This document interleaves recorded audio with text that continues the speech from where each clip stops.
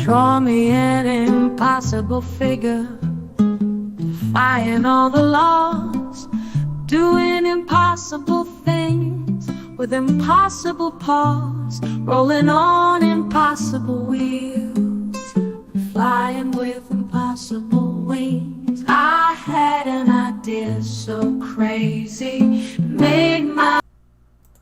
Okay, hi. How's everybody doing today? I'm curious, for anybody that catches this video, if you could hear the theme song at the beginning or not. I don't know. But either way, we tried it out. So if you can hear the theme song at the start, let me know. That'd be super duper. Otherwise, I'm trying to figure out how I can put that on YouTube so that it's playing during the stream, because I appreciate it very much that someone wrote a theme song for the channel. Okay, today's page is technically about technical wizardry. The suggestion was from Paula, and that was a one-page story about technical wizardry. Whoops. So that's what we did, and yeah, this is a fun page. Hi, Linda, welcome aboard. This is a fun page. This is one of those pages where you know, I'm working mixed media on a jelly plated surface and just sort of playing with the textures of that jelly plating to come right through. And despite you know, despite not being too opaque and clear line in the values that I'm putting down, I think that it works in that you can differentiate, like in the second panel, you can differentiate where her hair is in her head from that background just because of the value shift. And you know, excuse me, I'm pretty pleased with that. I used a maroon pencil. Then it says, I have a class of 1:45 today, so I'll need to leave early. Oh, well, I appreciate you coming out, Lynn. That's super cool. And super cool, I'm taking a class. What's your class on? Hello, Marsh. How you doing, sir? So the idea here was that without delineating too many clear lines for separating values, I would just do it with tone overlaid on top of the tone that is in jelly print itself. And so I used a maroon pencil, a red and yellow Faber-Castell marker, as well as a white Posca paint marker. And I think I used a little bit of a watercolor, an orange watercolor marker as well. You teach professional writing. That's so super fantastic, Linda. I didn't realize that. That's great. So that's really great. I wasn't aware. So super cool. Yeah, this page, I think it works. Scanning it and putting it into Photoshop, and you know, playing with the borders and playing with the visions, the pacing between the panels. That's what those gutters really do, is that little white strip between each panel. It gives you a sense of separation from the one before it. And yet at the same time, if you can have that separation visually, but textually, you can have that bleed through, which is why sometimes you can put those word balloons that are going over top and moving into the next one. And so that just carries the reader through it. Makes it feel somewhat seamless, but at the same time, well, we know. So it's a different way of thinking about it. But yeah, this page was a lot of fun. I had some good times with it. I think looking at it in hindsight, there's a couple of balloons that I would go in and clip the sides of. You know, like I'm a bit of a technical wizard. I think that should have a clip on it, like so that it just sits inside the panel, as well as you're not drawing on a tablet right now. It should sit inside the panel. So, but these are these decisions that we make after the fact, right? Usually one of those cleanups that I do on the pages before putting them in the book. So here's something fun in the sun for you. This is 1/3. I would easily measure this as being 1/3 of the page art for the one-page story extravaganzas that I do. This is it's about 3 inches, I think, and so I've been going through all of these, and let me jump over top. So I've been going through all of these pages, and so you can see the width kicking out there, and just putting together the pages that are going into, making sure I have all the images scanned for the next book, and it just sort of lets me take a look at all of the art that gathers up over time.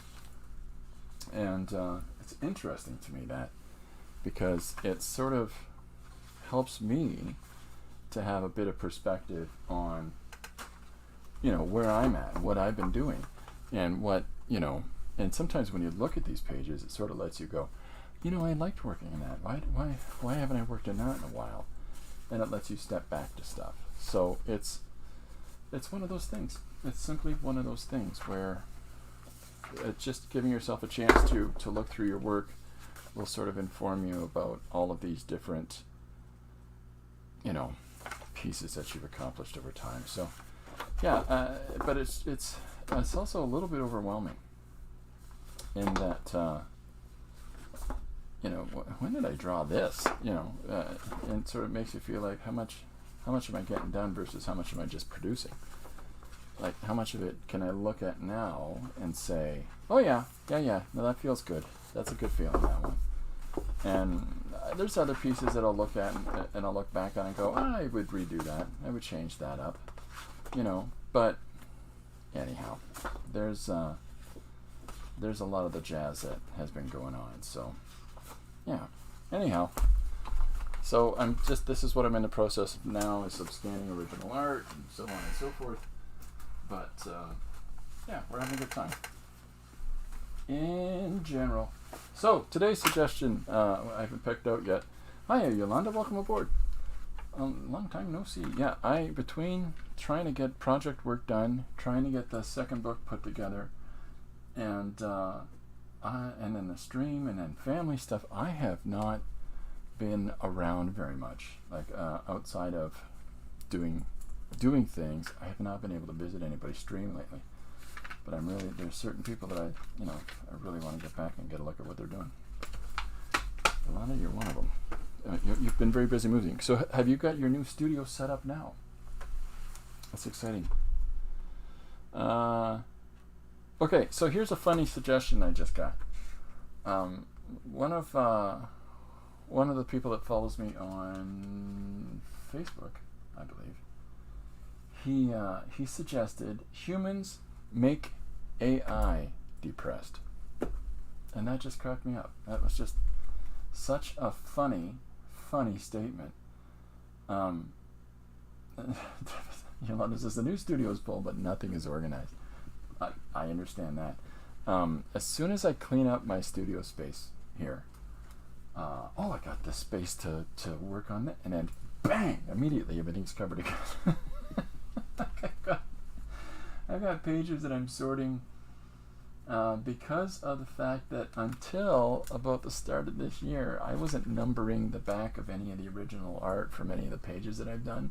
So I have had to go through scads and scads of different sizes of paper and different types of paper, and looking at the image and then looking at what's the number for this one, and making myself a little bit bonkers.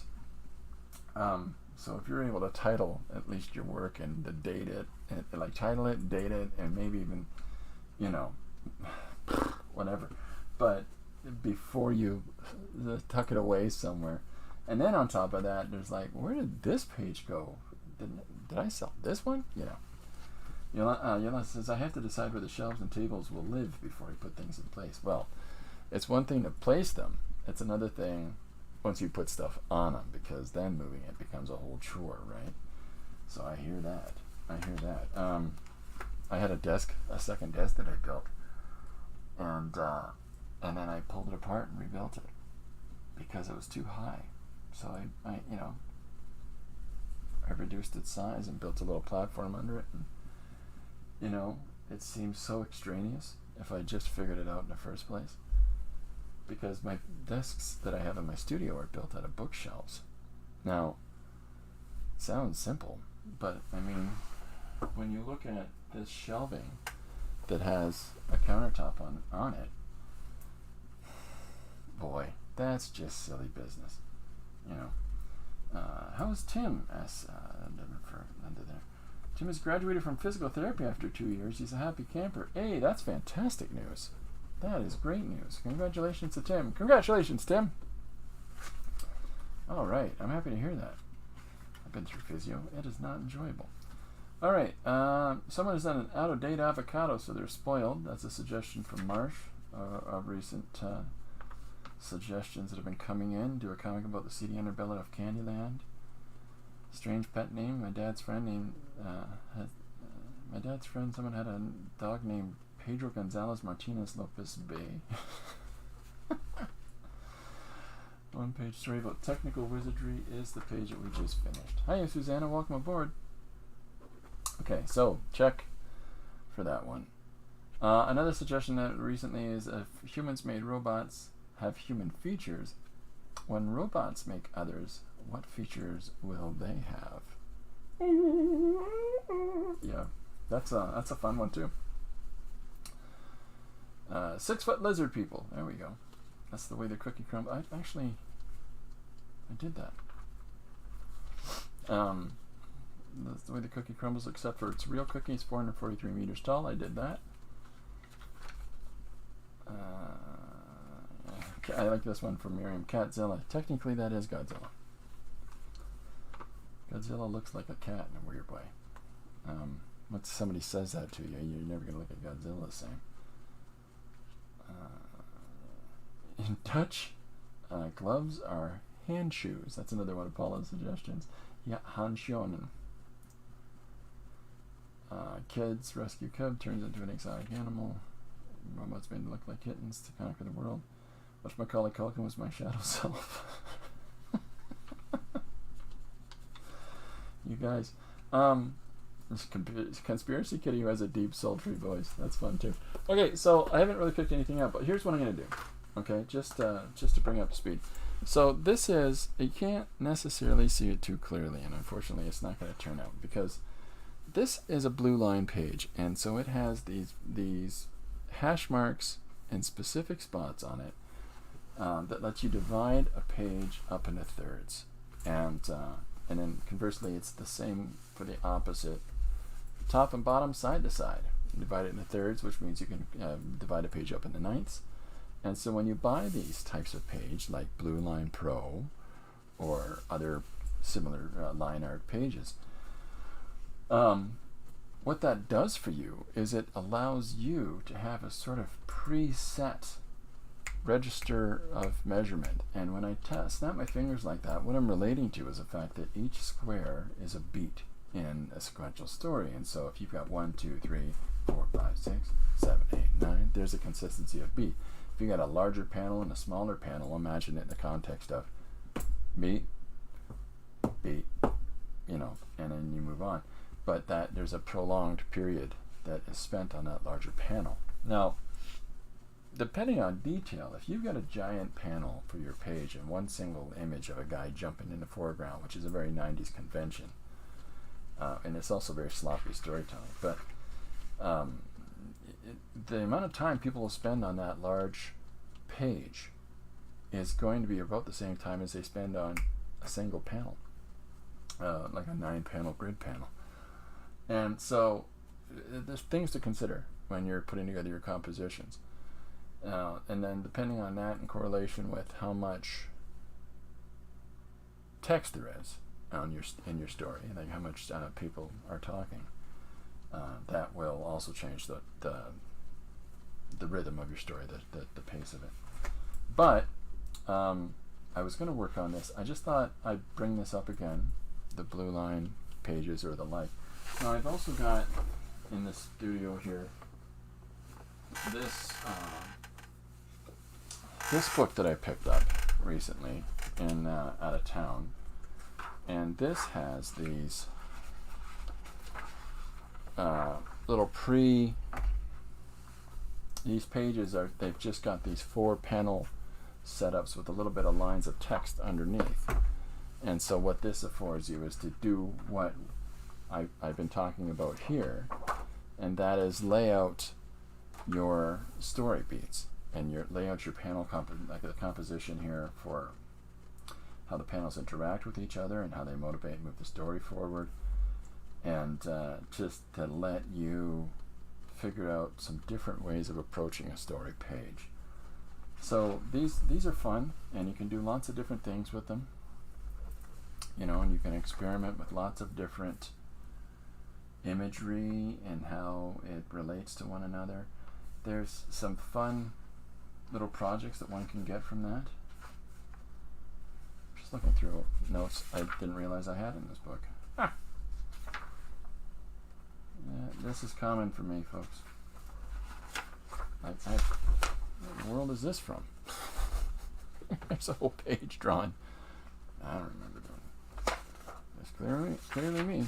Anyhow, so this is a fun way if you're trying to figure out going about developing little stories and trying to figure out how to pace your stories and try to figure out how to work out how much information you can get on each page and how to place the art so that it allows you to place a sufficient amount of text that isn't just going to cover up everything that you've drawn.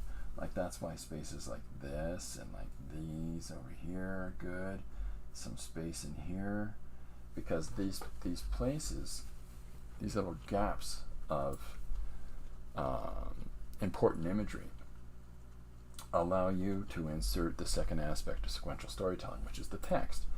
And if you can do that, then what that is going to, like, if you can plot that in advance, is what I'm saying, what that can afford you is a good rhythmic balance between the art and the words.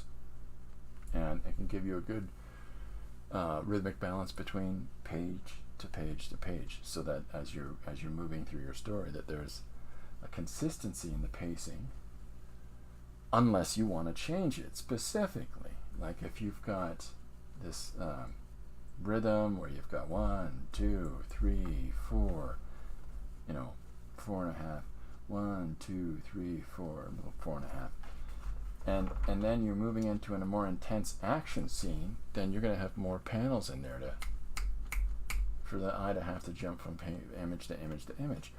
And so doing that, looking at things in that way, and laying them out on a single piece of paper and having a number of pages drawn out on that, whether it's in a more presentable or finished kind of format like this, or if it's just jotting things down with a pen or a marker, really scribbly sort of layouts on a piece of paper. It helps you. It helps you a lot in how to figure out how many pieces a page am I going to need, like how many pages I'm going to need for this piece, how many panels am I going to need for each page to tell this story, and it lets you have control over a project as a whole. Sometimes when people do that, it helps them to have a clear line of sight on what it is that you're trying to accomplish and how much space and therefore how much time you're going to need to do it. So once again, this is something to consider for folks. I thought I'd bring that up again today and show you that once more. But that's why I pulled out the Blue Line Pro page and the other mega book. Now I've got a 11 by 17 piece of cardstock here. Very pretty, very, very shiny, very, very nothing on it, very bland. So what I thought we'd do is take this and set up a one-page story on it, a mixed media one page. Now there's things that I like to use.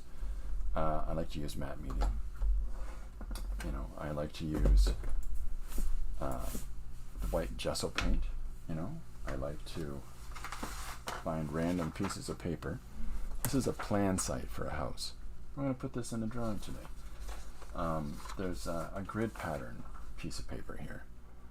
Just a nice simple grid, but there's you can see as I laid over the site plan, maybe you can see some of that site plans show through it because it's not a very thick paper, this one.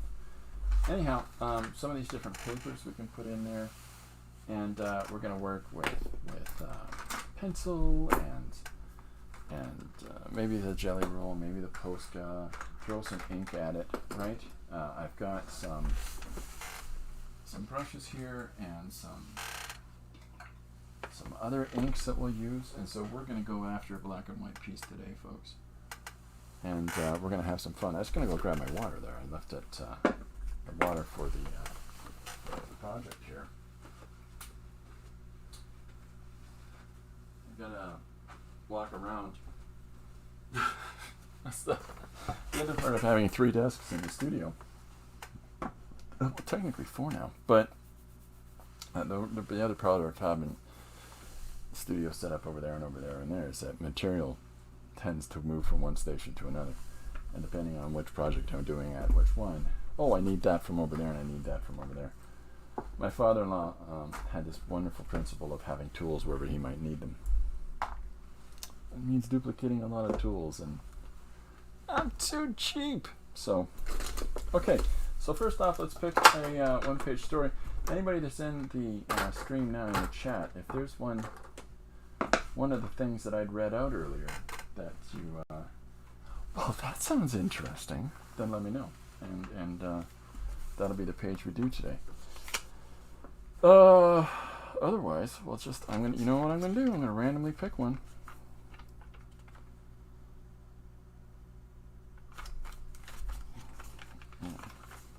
I like the one about shoes. Okay, the one about shoes. What was that? Give me a sec.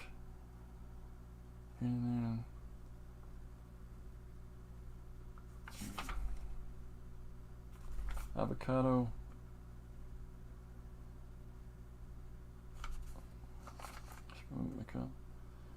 Robot kittens. What's the one about shoes? Seedy underbelly of Candyland. Avadate. Why am I not finding it? I didn't think I went that far. Cookie crumbles, band names.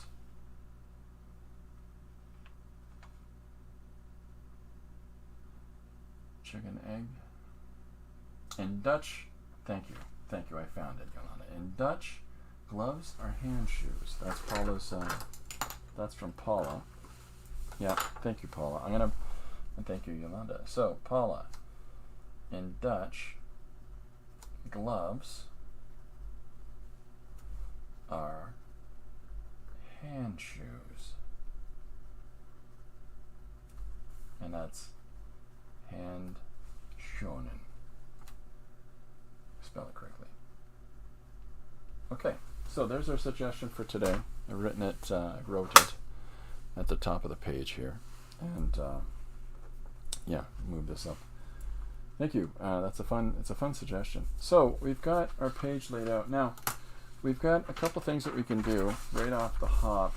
Is I tend to like to monkey up a surface and to add some things to it. So we're going to do a bit of that.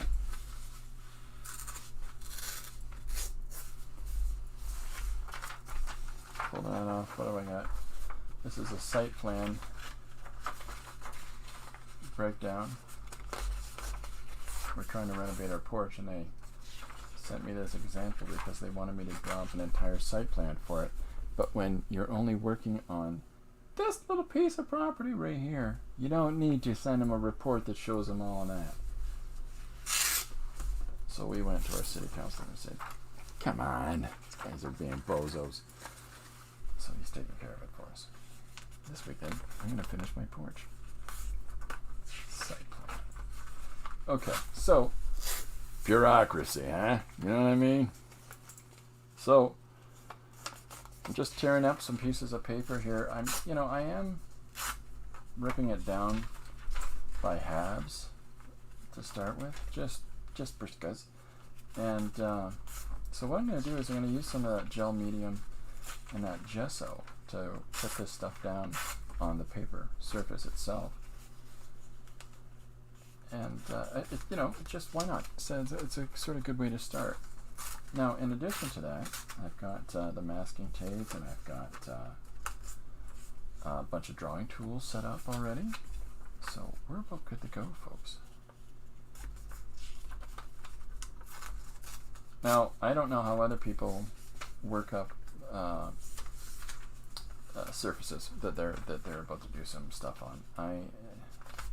This, as much as this might look like it's very organized at present, it's not. I just haphazardly play stuff. So we're going to do a little bit of that fun. And then we're immediately going to start drawing right into it because I'm impatient and I often work wet and wet. So, all right, so I've got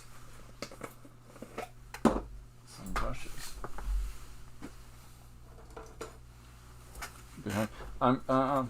I've shot the I'm editing the video of the studio tour now that the studio is finally all set up. I cleaned it up and shot a video in the studio here, and to talk about how I organize stuff and things like that, how I organize my tools and set my space up, and how I store supplies and that. So I'll be showing that. I'm almost done editing it. That's what I'm trying to say. Okay, so here we go. And this is great, Christopher. Looking forward to that. Oh, super cool. Thanks. So this stuff is really loquacious, unfortunately, the tubes I find. But that's okay. We'll work with that. Just makes us have to move faster. Right? Right.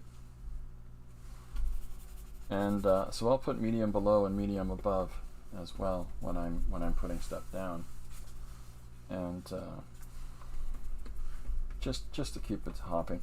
I also have paper underneath, and I find that tends to help with the bubbling, because oftentimes you'll find your page will start to bubble up. I have a plan here. This is why I'm being really strategic in my placement, which I normally am not.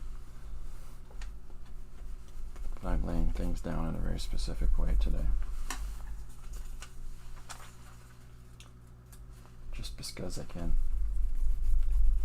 Not quite perfectly, but we're trying our best.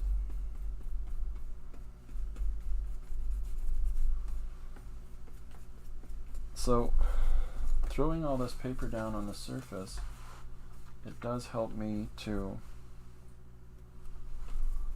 get a good sense about where things are going to go and how they're going to relate to one another. So I've switched from the gel medium to a gesso already for how I'm putting paper down. So this piece of paper here was put down with gesso. I'll do the same thing for this guy. So I'll put the paint down on the surface and then I'll go over top of it. You can see a slight lightening there.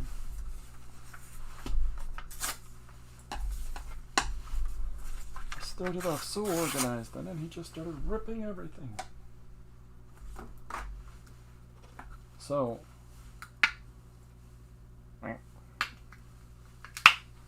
messy. There's another one I have of these that is more volume to it. It's more texture, I think is the word I'm looking for. And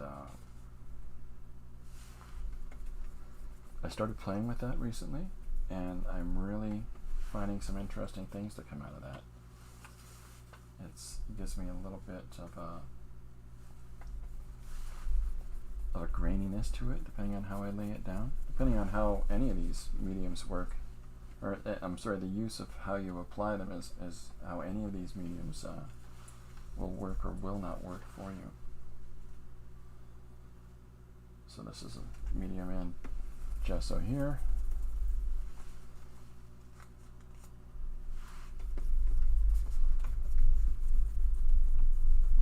So this is only a half of a 8.5 by 11 piece of paper that I've done all of this with, and you get enough out of it. You get a fair amount of surface covered, really.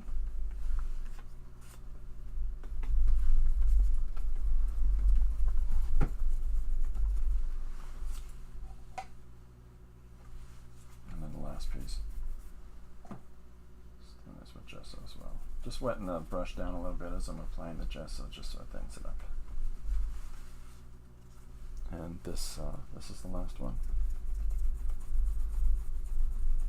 Now, the parts that are gesso are going to be able to have more tooth on them still. The parts that are matte medium, if you go over top of this with watercolor or ink, it's going to resist. It's going to, if you do a wash, say, across here, and there's a gap in there, where there was no matte medium that was applied in that specific spot, then the pigment is going to root right into this space. It's just how it works. And because it has more that it can grab a hold of and stick inside those fibers, as opposed to the plasticity of the medium as it's put down. So if you're really worried about your entire thing being one consistent surface to work on, even though you've put this modification on top of your surface, then I suggest you take that medium and you do like a shim coat. You just do a clean, flat coat across that, because that's the only way that you're going to guarantee yourself that there are no pockets that are going to grab hold of more pigment than another. Alright, it's still wet, but here we go anyways. I've got some masking tape here, and just going to put some of that here at Heather and Jan. Now this is another one of my weird applications that I do. I've been doing this for probably 25 years, where I just put tape in things, and for really there's really no rhyme or reason to how I place it down. But over time, whenever you're assembling little pieces of information on top of it within a frame of reference, you tend to try to find some sort of symmetrical balance, some sort of logic, whether or not it comes off coherently or not doesn't matter. You just tend to do that. It's just you want a consistency in the weight, or let's say there's a lot of added on paper in this part of it, right? And there's none in that side. There's absolutely nothing. In fact, there's a lot to be said to the benefit of voids within a composition, just large pieces of space within your drawing that doesn't have a lot in it. Yesterday I showed Sergio Topi as one of the three books that I had in the stream here. I had a collection of Sergio Topi's work, and he has these fantastically blank areas within his pen and ink drawings, and they work as visual language. There's nothing there, but they work as visual language because of the sense of balance and the sense of inclusion that they have within whatever it is that's being drawn on top. So here's, I'm trying to get as much of it in as I can. So there's the consistency of her page. Now as it dries a little more, the stuff that was put down with white gesso is going to lighten out, like you can see it here. The stuff that was put down with matte medium there's a transparency to it, so that it shows all of the details of whatever the patterns or words or anything else like that were on your paper. So and then I'm going to come in a little bit where this masking tape is, and I'm going to put a little bit of gesso over those, and a lot of bit of gesso right there. The reason that I'm doing this is it just helps to unifiably bond it into the overall surface.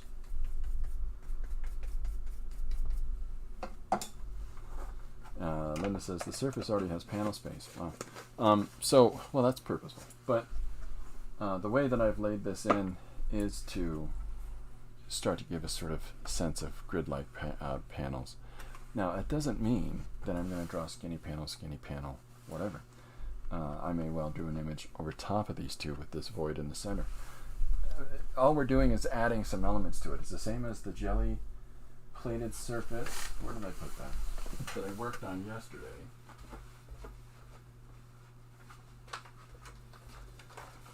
So this surface, because of the fact that it's just this random smush of an unsuccessful jelly print.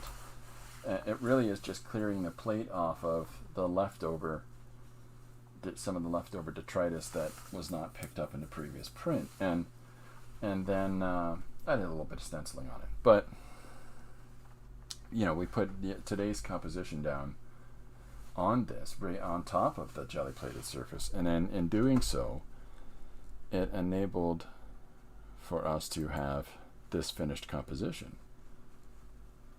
And going into the Photoshop allowed us to pick and choose some of this material and omit it. And then I took this piece of space right here, I think it was this piece of space right here, and I turned that into a non-existent panel at the end where it says technically. So that's just a piece of the original page that wasn't utilized otherwise. It's just part of the composition that I think got edited out because a panel was put there, or I'm sorry, a gutter was put there. So we can do all kinds of different things as well. But what the base of it is really doesn't dictate for us what the direction we're going to take with the story. So it can, though. It truly can. If there's benefit in that for someone, yeah. Oh, I'm going to do these because I'm going to do these panels here because this sort of lends itself to that, and it takes that choice away. That I don't have to think about that too much.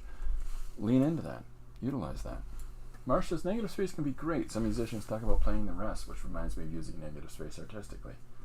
Oh yeah, there's some really fine examples of that, I think, compositionally. That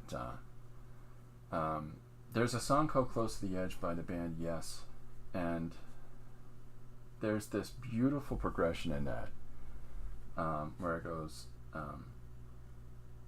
Let me try to think how it goes.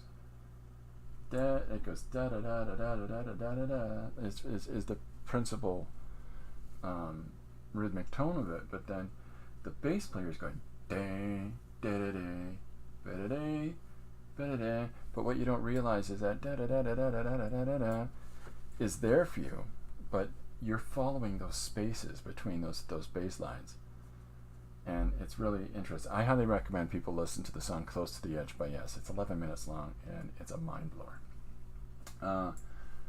Yolanda loves those colors. Yeah, this was a lot of fun. I tend to. So what we did with this was we added. So the tools that we used, we had a yellow marker that we added into it. There's a maroon pencil that I used. There is a red marker that I highlighted specific spots. An orange water-based marker, and a white Posca pen. And then these beautiful yellows and red and greens, coincidentally, are from the jelly plating approach. So, just it's adding onto, building onto what the values are in that jelly plated surface in the first place. It sort of chooses for you, what colors am I going to use if I'm implementing colors into this story. Well, half that decision's made because there's X amount of colors that are in the paint that you built the patterning up with in the first place. Okay, I know that I keep my pencil on a compass, and somebody gave me a hard time about that. You're going to stab yourself. I've done it. It's fine. Anyways, so I've got this pencil here, and so one of the things I'll do, and that even though this is a little bit wet, and I'm picking up some of my palm here, I'll make a mess of this too, and throw some pencil throughout here, so that this is going to be in the background of things. There's pages that I've done before, like one of the flip books. If you received in the zine swap last year any of the flip books that I did, there's one called Armadillo Tools, and this, you can see this scribbling throughout that page if you look for it in those panels. And so I like doing that. It makes me very happy. Okay, so in Dutch, gloves are hand shoes. I know this isn't entirely dry yet. We ain't got time to wait for it to dry. So let's start off with drawing a glove. I think, why not? Marcia's definitely gonna check out the Yes song. I've been digging into prog rock and jazz fusion lately. Right on. I often describe storytelling, in the way I approach it anyways, as jazz. It's like jazz. You're just following the rhythm, and you're just following the opportunities, and you know, as you're putting together your pages, you're crafting your images, you're going to find these kind of melodies in the story. You're going to find this. Yeah, yesterday's page was a conversation. It's a conversation. It's a guy. When you go to comic jams and stuff, somebody always yabbers on. A lot of times it's me. But every now and then someone will have a conversation about stuff. And you're like, where's he going with this? And then he says something, you're like, that doesn't make any sense. You know, like I'm a bit of a technical wizard, being the suggestion yesterday. And, you know, what does that mean? You're a computer guy. You know, he's talking about the fact he uses a technical pen when he draws.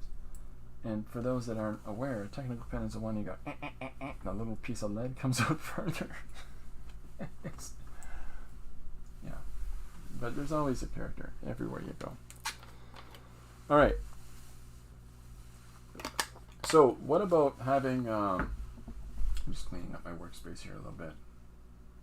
I've got stuff everywhere right now. And let's move this over. Okay, you're good, and you're dry. So just tacky corner, right? All right, let's go. So I had to respond. I had a question there from one of the kids. Thank you for those of you that were putting my one son in your thoughts and prayers. It's his situation is good in the hood. So, all right. So let's start off with just getting into our narrative. So the suggestion for today is in Dutch. Gloves are hand shoes. Our hand shonen. So we're in camera there, and let's just start off with drawing somebody putting on some gloves. What shall we? Am I in frame? Yeah. And if this is too hard to see, I will make it a little bit larger. I'm using a pencil crayon, a black pencil crayon. This is a Faber-Castell, or as I called it, Faber-Castell. And it's a gold Faber. Yeah. So let's just start with somebody putting gloves on their fingers here. Because why not? It's a fun way to get into a narrative which is about silly names for something. The fingers should be taller. What the heck am I doing? Well, I know how hands work. So you can see it's already still a little wet here. That's all right. Yeah, we'll figure it out. It's a very harder point in the Faber. Maybe I'll switch to the Prismacolor here. Yeah. That's a lot softer. It's a softer lead, and so that softer lead isn't going to be as disruptive working in wet. Oftentimes, historically, there's an awful lot of artists that would work in wet surfaces. And you can see, because if you ever have the opportunity to see work up close, look at the surface. It's always about looking at the surface. Because you can see, you know, some people would use Conte, some people would use charcoal, some people would use the brush itself, either with the tip of it and drawing in the composition, or with the bottom of it and scoring in the composition in a wet primer. So look, because you never know what you will discover that way. And it sort of gives you some insight into how said person worked. So what I'm drawing here is the typical someone pulling a glove on, right? This tip is falling off, so let me resharpen this guy.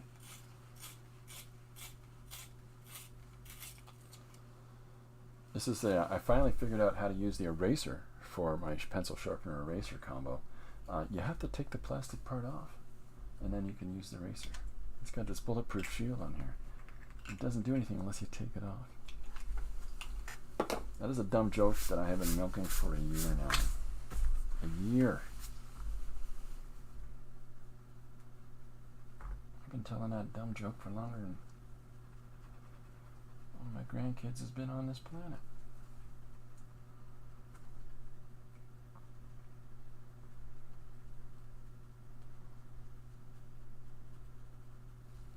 Linda says, bye everyone, I have to go now and I'll watch the rest tonight. See you tomorrow. Have a great class, Linda. And yeah, enjoy your day. Thank you very much for stopping in and joining us. Say hi to Tim. Congratulate him on his physiotherapy for us all. It's a lot to get through a physical therapy program. There are definitely moments in the midst of it where you're like, I don't want to do this. I don't think so. Okay, so I'm going to draw a second hand here in this still wet area. We'll tighten it up in just a sec. I will tell him thank you. No, thank you.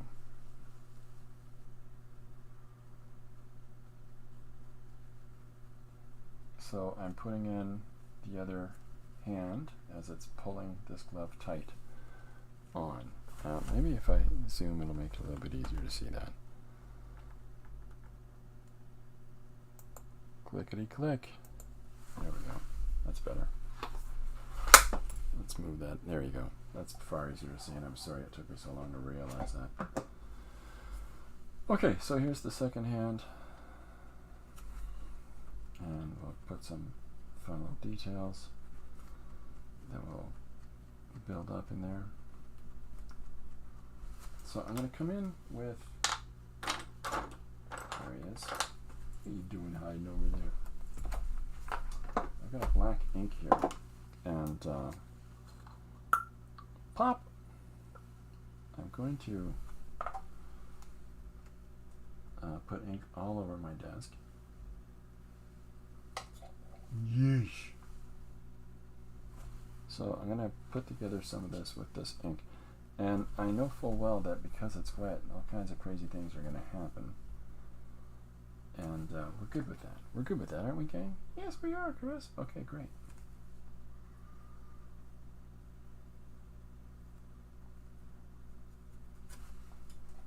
So some of this text that's in this paper that I've used is going to stay in there. And I don't care. We know it's there, don't we? We're in on the end scene.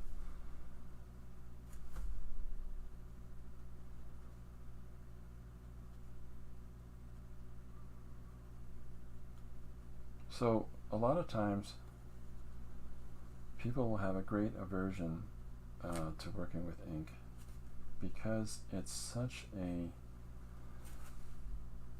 you know, when you're putting these marks down with the ink, it just feels so final. Once you put that mark down, it's there and there's nothing you can do about it. And so a lot of people will just, they want a little more control than that, and so they'll stay away from working ink in their compositions at all. And I understand that. It makes a lot of sense. You want to be able to do the things that you want to do in your art. Like you want to be able to do something unfettered where, well, I don't want to work in that because I know how to control that, and you get a little worked up about it. And ink is a real prime candidate for that. There are some really talented inkers out there that do some fantastic examples of their processes and how they go about doing things. The one that I would recommend over anyone else, her name is Rachel Dodson. She and her husband are a team that works together. He's a penciler and she's the inker. And I mean, you'll see his pencils, and they're working together. It's very conversational because there are things that she will do in the inking that really does work so well from the foundation and the pencils that were put down by her husband. Like she will enhance them and contribute to them, and then there's other areas where I should specifically follow the lines that he's placed in the places that he has set them. But then there's other places where she'll use different techniques, and it just adds so much more to the image in general. So I've got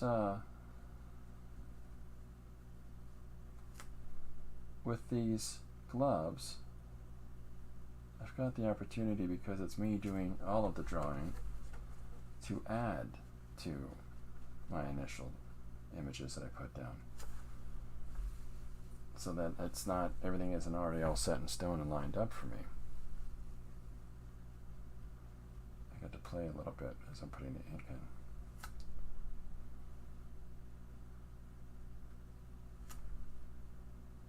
Add some value. Give these fingers a little bit of form. And I'm going to come in a moment with a nice, tight Fidenosuke pen, which is my choice of inking pen.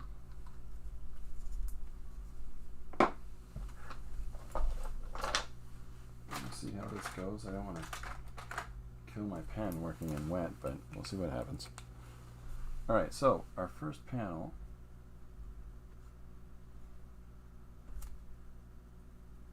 in today's one-page story is somebody putting gloves on.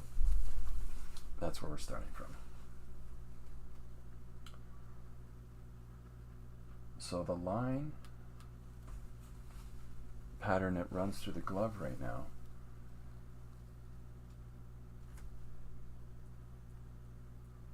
isn't part of the actual artwork, so we're going to play with that in just a moment.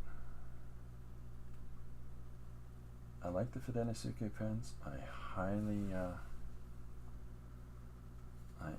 speak of them, because for a person who is not a big fan, even more so a big fan of specifically inking his own work, these guys make it really easy to do it.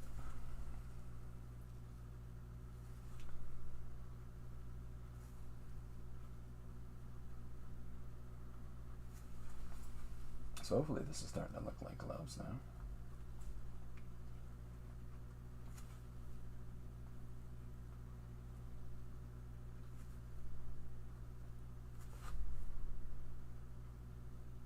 I'm going to come in a moment. We're going to play with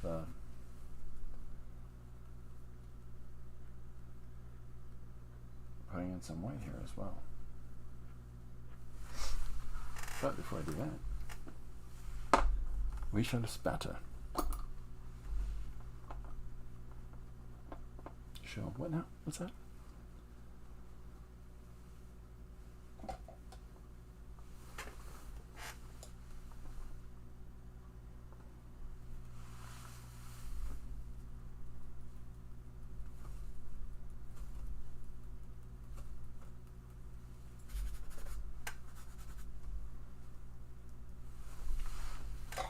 Where are you? I'm going to put the old, there it is, the old toothbrush.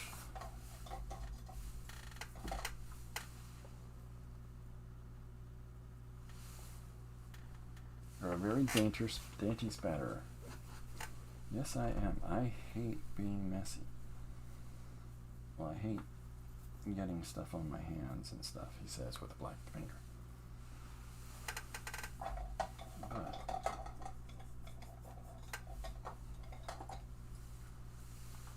And I'm also a person who always puts the lids back on things when he isn't immediately working with them too. I am a fussy person. Okay, so already dirty. There we go. So I'll leave this to dry for a second. So right off the hop, our suggestion being in Dutch, gloves are hand shoes. So there's some fun things happening. I'm going to zoom in a little bit, because this is the stuff, this is why I do things the way I do, is that within here, this plan, you know, this piece of paper with the building plan, the site plans, the information on it, it doesn't mean anything. And we're going to take that and we're going to put some white to it in a second. And the grid-like pattern, again, it doesn't mean anything, especially when we've got these scribbles of pencil in and around, right? But what we're sort of adding to this, and the spatter doesn't mean anything per se, but it's just fun information that gives the eye something more to look at than just a straight, flat drawing of hands, you know. So that's where the thinking is there, yokes. Smart to put lids right back on, less accidental spills or drying out that way. Oh yeah, for sure. Marsh says, have you ever heard of the no-time technique for composition? I just found out about it today. No, I have not. I have not. No-time? No-time.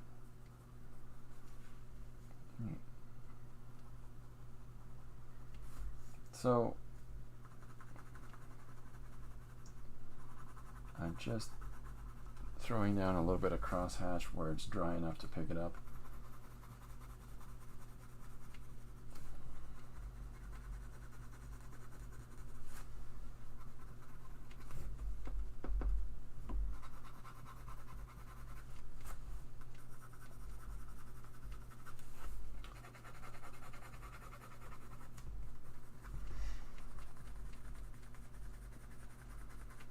And then I'm going to come in.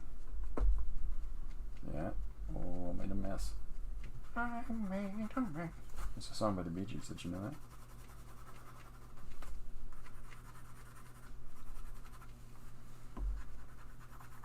It sounds like this. Alright, so now we've got our white Posca.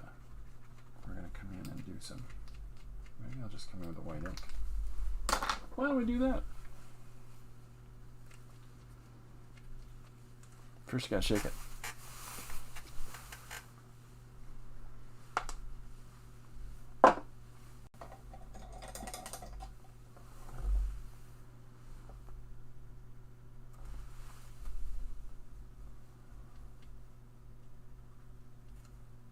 So now I'm pushing back some of these areas that they've either got the spatter on them, or you can see some of the text or details from beneath coming through. Well, we're in charge of that, so we're going to decide where we want that scene and where we don't. Shake it like Carmen Miranda. There we go. I was thinking more of a Charo, but I know what you're thinking. Ay, ay, ay. No. Just dated myself there, didn't I?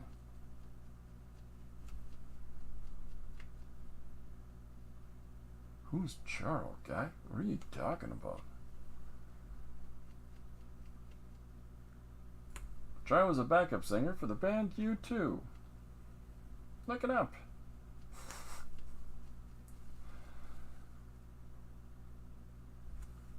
So now we've got a little more solid shape to Yolanda got it. Coochie go.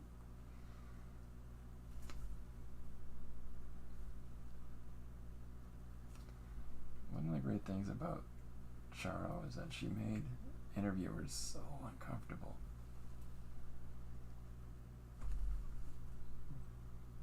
Very empowered. Okay, so the nice thing about coming in with the white on top of all of this information, on top of all this detail, is that you've blocked in, you know, some of the composition with the black, but when you come through with the white, you're almost like taking that complexity back out again, so that the places that aren't complex, the places that don't have too much going on, actually become the places that you look at. You know, the consistent white. Even though the text still feeds through the black, and the grid pattern still feeds through the black here. That's fine. It's all fine and good, right? There are two other great things about Charo, besides her fabulous guitar playing. A bit of heat and a little bit of heat. That's how she'd say it.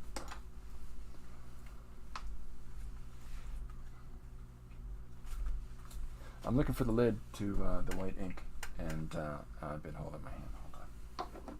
Gonna put that lid back on there. Entire time in my hand. Okay, so black ink, a black pen, white pencil. I'm sorry, white paint, graphite pencil, and the existing pattern papers that we put down on the surface. And so here is the start of our panel. Now I'm going to come in with some white ink at this point and throw that into there as well. Just because it just adds one more thing. So off to the side here, I've got my paint, my water, my ink water at this point, and in addition to that, I've got some paper towel for drying out, tools on, and for controlling the amounts of pigment that's in the brush, or in this case, the toothbrush. Hey, here's a health tip for the studio. After you've put some ink in your toothbrush, don't brush your teeth with it. The more you know, the safer we'll all be, huh?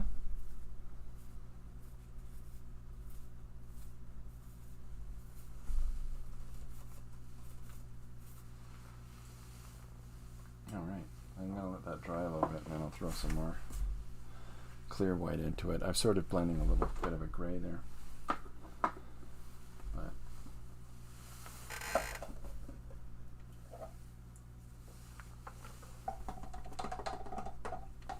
You'll learn this is a very cool panel press. Hey, thanks. So it's a fun way to introduce, our point, our story point. Our story point here is that in Dutch, gloves are hand shoes. So we want to fit that into it, but it's not like we're going to say that as our title right off the hop. I mean, you could even be it's your dialogue, it's your narrative voice, it's your character interaction, it's whatever you want to put as your writing. I mean, you could even start it with gloves. You know gloves, right? I mean, it's kind of redundant. There's gloves. But what it does is it sort of sets the tone, how you open that up. You could do a handstand. He could, I'm going to just walk my way through this phone book and look up your number. All that sort of jazz, right? I'm not getting enough white. You can do a handstand, you can do a handshake. This could be all things that people can do with their hands that are greatly enhanced with the application of gloves. There we go. So I'm putting this white in, and I'll hold it up to the camera in a second so you can see it a little more clearly. Because I'm going to come back in again in a few moments with the black Fidesuke marker, and just trying to clean my fingers off. Cleaning off my fingers. Yeah. I believe that's a song by Creed. So now you can see how that little white spattering, that little friscolation of value that comes in over top of the gloves now, all that little destabilized, there's really clear ones you can see like right here, and but it's all really granular. And so while the cameras aren't going to pick it up worth a darn, when I scan it, it's going to grab a hold of all those little white dots, and that's one of the beauties of being able to scan the image and then refine it a little bit more. So now I'm coming back in with this black, and when I'm inking, I'm not drawing a solid line on the extremis of whatever it is that I'm drawing. I'm picking little parts of the line to give some volume, some weight in places. I still stand by, if you want to see the best way to apply weight in a line, is look at the work of Modigliani. you know, these really sort of interesting and unique portraits that he would do, and some stretched proportions and exaggerated features, but what he really has a command of is the weight of the line applied with the paint, so that you get a sense of volume in the neck, or in the jowls of the face, or, you know, within the nose. And it's really sparing, but at the same time, it can do a lot for you. It can make you seem like you know what you're doing a little more than you know what you're doing. That's my secret. These pens are really nice because they've got a good response to pressure in the tip.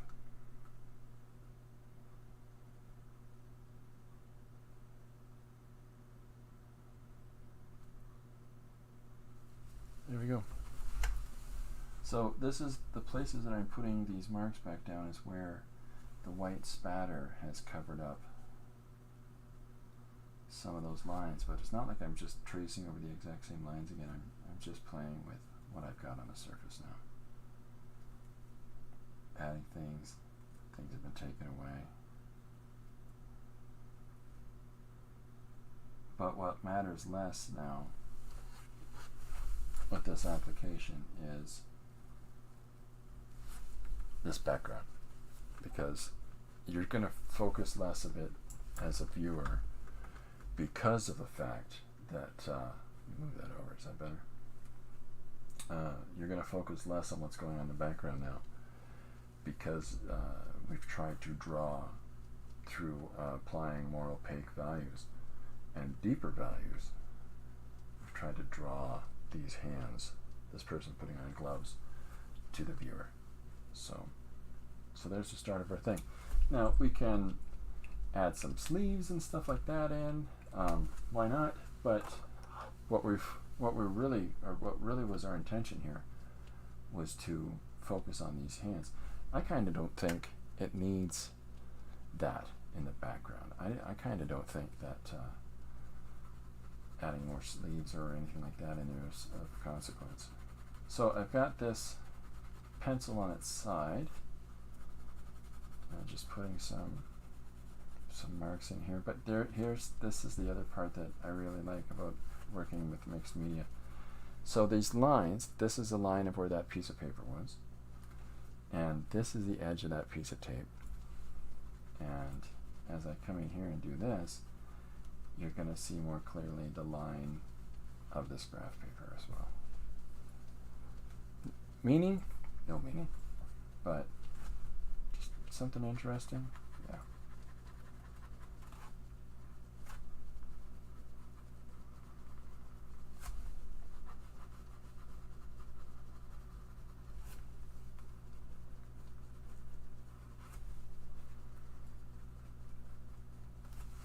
There we go. Okay, so I think that's the first panel. And Dutch glue gloves are hand shoes. That's where we're starting. So yeah, okay.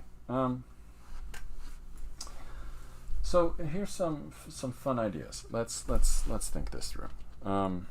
If we look at representations of different gloves, I mean, that could be a way to go. We could have a. So we've got some refined gentleman gloves in our first panel.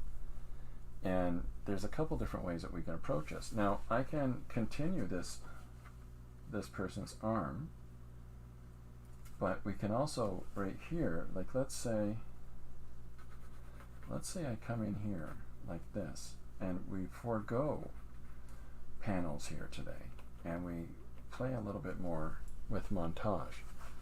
And so if I come in roughly, and I'll use another pencil just so that I don't have to deal with possibly tearing the paper at a moment's notice.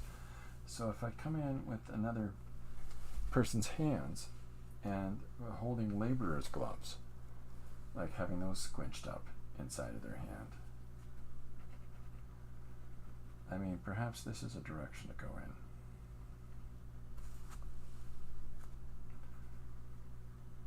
and we can just talk about different types of gloves.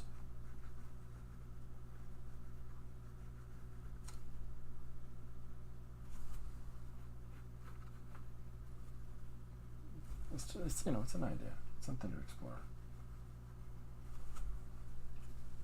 So we'll do the same thing. We'll put these hands in here.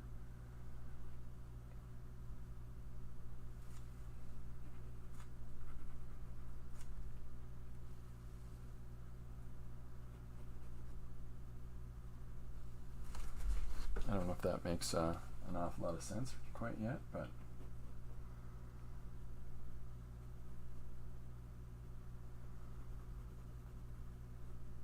because we've got this grid pattern moving through, and from here into here, we know that we're going to manipulate the grid pattern and use this in whatever way we want to use this. But sometimes it's fun, you can tell a story without having a single person's face in a piece, or you can tell a story with, you know, I did one story some years ago about, you know, forests, and there's no portraiture in it whatsoever. There's no individual characters in it whatsoever. It's really just different painting approaches to trees, and I really enjoyed that. You know, sometimes it's nice to kind of flex yourself a little bit and or force yourself to flex a little bit by examining an alternative way to explore trying to tell that.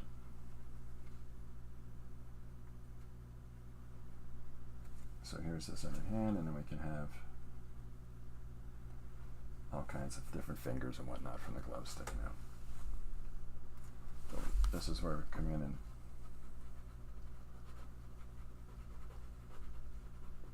apply some texture to the surface of the gloves.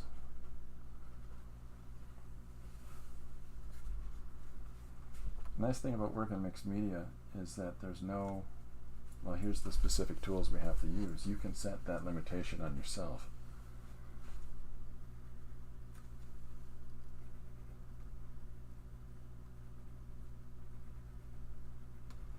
So we want to have this somewhat recognizably a glove, but at the same time we're going to have quite a few fingers coming out of here.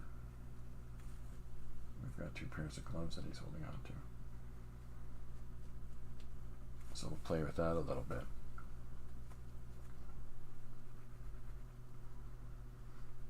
I find that with static images, you can still have some motion to it. Like we've got, you know, your brain's going to fill in somebody pulling on their gloves. When you see this sort of thing, you're immediately going to start to, if you've ever seen anybody do that with gloves, hopefully that'll instigate a return of that memory for you.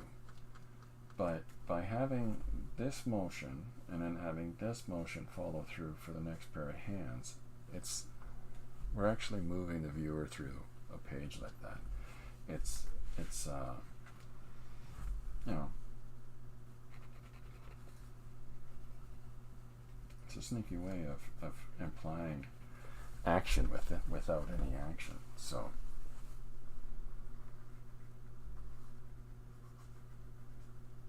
here's our first glove. The second one's right in behind it.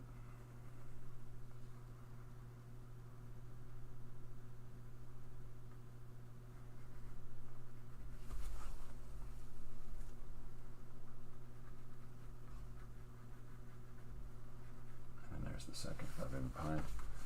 Okay, so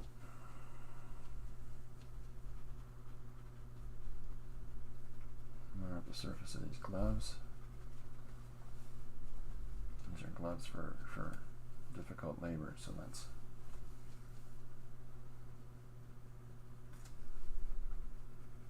frame. Yeah, good. Trying to change up the setup a little bit.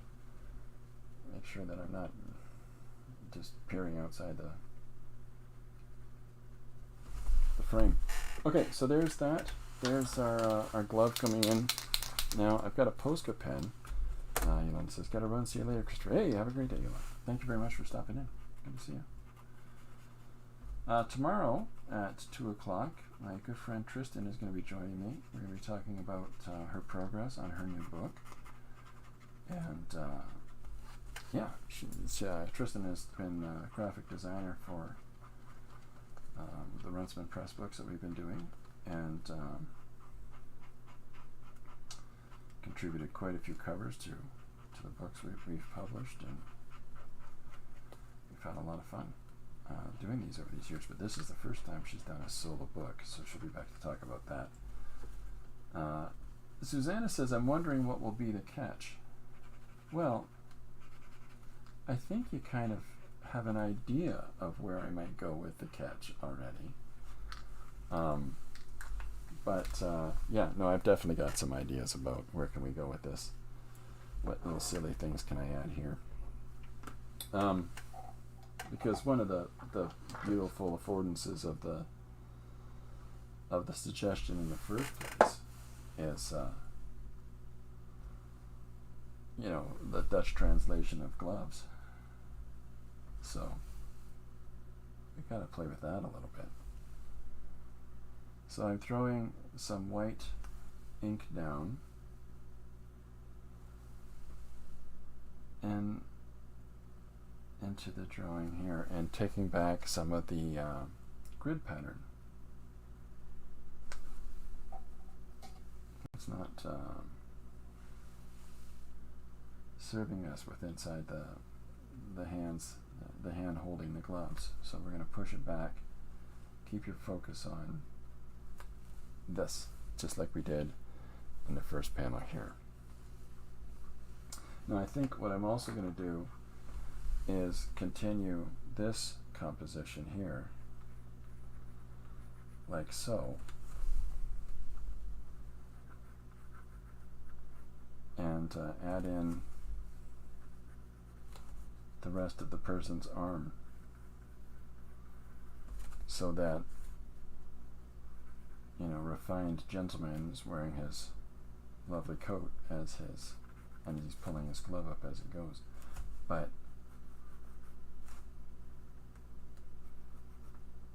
it's just a fun way to tie the composition together overall.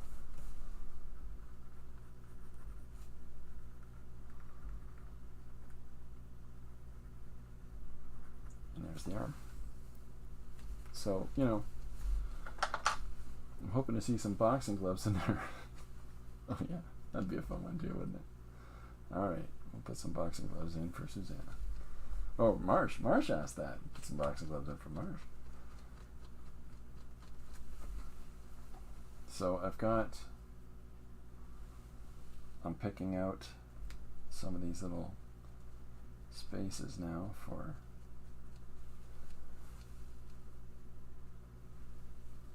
these different parts of the composition as we're putting them together. Oh, a little black got inner paint there. That's alright. That doesn't matter.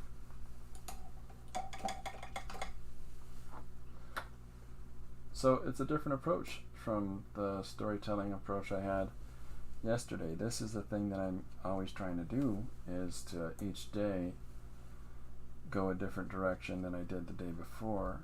It's, degrees of success in that, but what I'm really trying to force myself to do is grow as a storyteller by doing all kinds of different things outside of a traditional comfort zone. Like this is my formulaic approach to storytelling. I want to not have a formulaic approach to storytelling. I want to constantly try new ones. The quote that I got on the back of my book from Mr. Jim Shooter is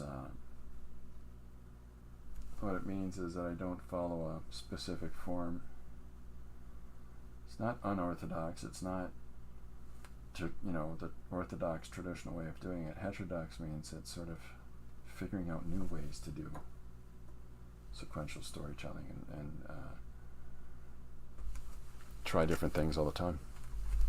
So that's part of my jam, yo. So here we are. There's our first couple panels coming together. So I'm just gonna. This is a delicate process. We need to handle this with kid gloves. So here is our first two panels coming in. Now we've got all of that real estate. We've really only covered half of the top of the page. This is really only 1/4 of the entirety of the image that we have. So there's so much more that can be explored with this. Now I'm enjoying drawing it in a sort of montage format. I think that that's going to be my consistent jam here. Is that I'm going to try to keep it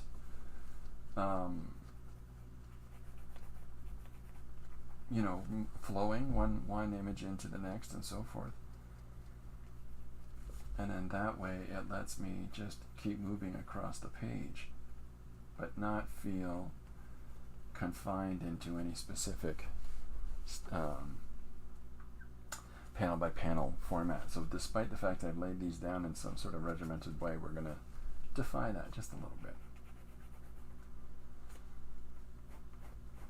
So here's the pant legs of this person, and the lovely thing about that, the break that is provided from the crossing over of images, is that allows for us to have, this arm, why does it become this guy's body? It doesn't matter. Each one of these things serves in its own way to enable us to,